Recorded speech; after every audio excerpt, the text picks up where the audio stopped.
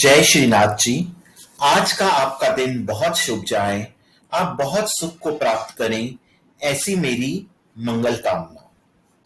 मेरा तो बस एक ही बात कहता हूं कि आप ग्रहों की चाल को देखते रहो। कभी ये सीधे चलें, कभी उल्टे होके उल्टा जवाब दे दें और अपनी दशाएं अंतर्दशाएं देखते रहो, ताकि आपको अपने वर्तमान और भविष्य का पता चल सके। दोस्तों, ज्योतिषाचार्य के पास ये प्रश्न बहुत बार आता है कि विवाह कब होगा। अब लोग अपनी संतान की जन्म पत्रिका लेके आते हैं, पुत्र की या पुत्री की, कि विवाह कब होगा। तो अब आप खुद देखना सीखिए अपनी कुंडली में कि विवाह कब होगा।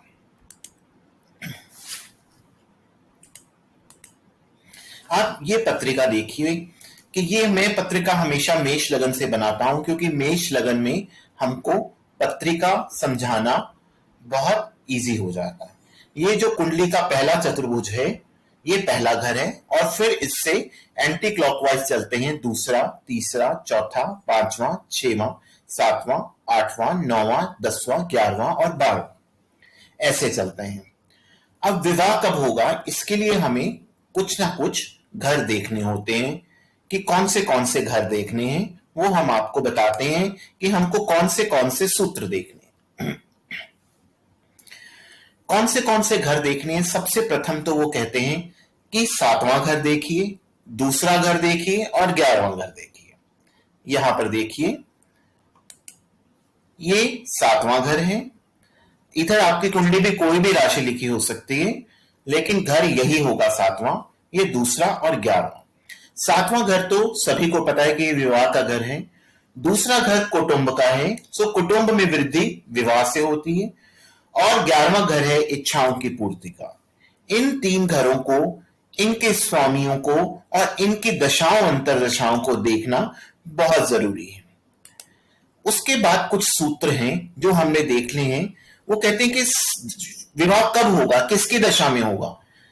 पहले तो भी ये बात जान लीजिए, कई बार ये दशाएं आपके बचपन काल में भी आएंगी और कई बार ये दशाएं आपकी वृद्धावस्था में भी आएंगी। इसका मतलब ये नहीं कि इस बचपन में विवाह हो जाएगा या वृद्धावस्था में विवाह हो जाएगा।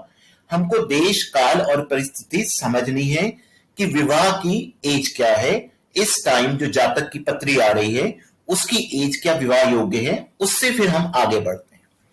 तो सबसे पहले हम देखते हैं सप्तमेश की दशा अंतरदशा क्या चल रही है कि नहीं चल रही। ये है सप्तम भाव। तो सप्तमेश की दशा अंतरदशा हमने देखनी। दूसरा सूत्र है द्वितीयेश की दशा अंतरदशा।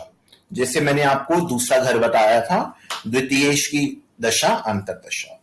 उसके बाद हम देख सकते हैं एकादशेश की दशा अंतरदशा। उसके बाद कुछ ग्रह जो विवाह से कनेक्शन रखते हैं, वो है गुरु, शुक्र और राहु।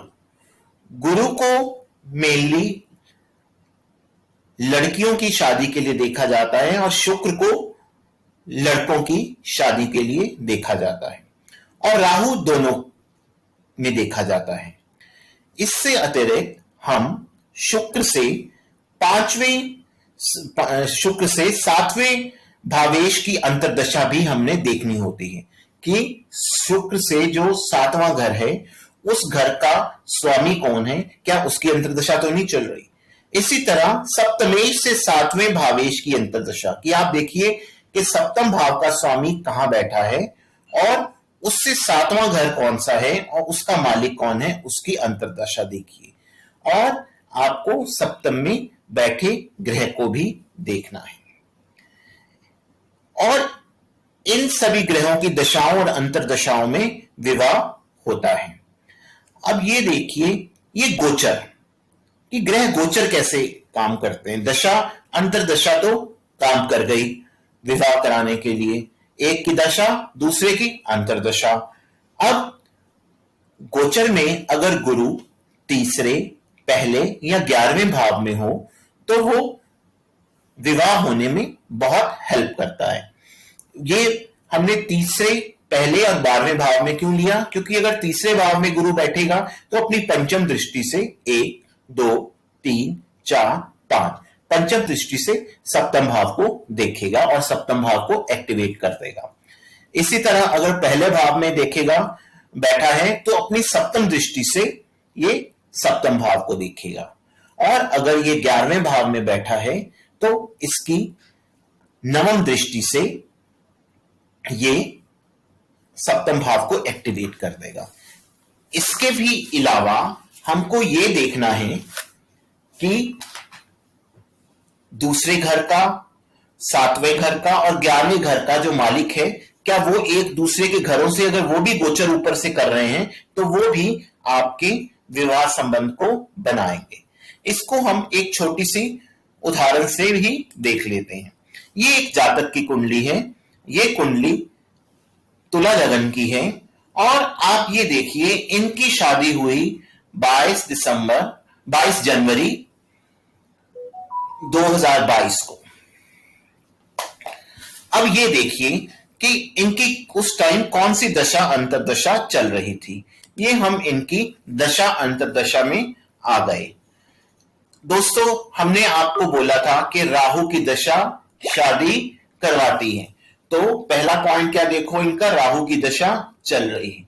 अब अंतरदशा इनकी किस चल रही थी? 2021 से लेके 2023 तक इनकी शनि की अंतरदशा चल रही थी। अब हम इनकी कुंडली में शनि देखते हैं, शनि कहां है।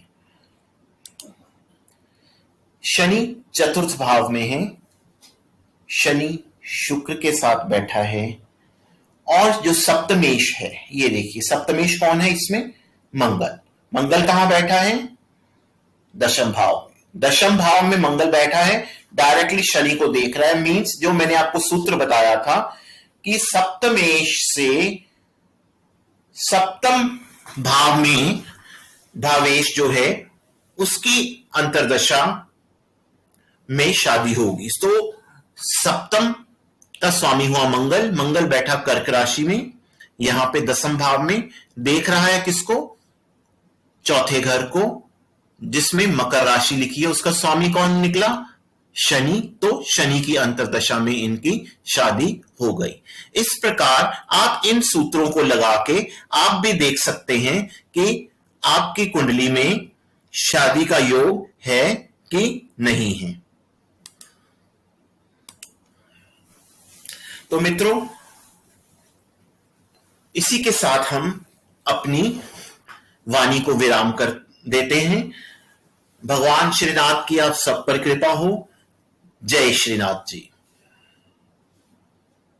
और अगर आपको हमारा ये चैनल अच्छा लगता है तो आप इसको सब्सक्राइब कीजिए, इसको शेयर कीजिए, बेल आइकन दबाइए ताकि जब भी नया वीडियो आए आपको सबसे पहले पता लगे।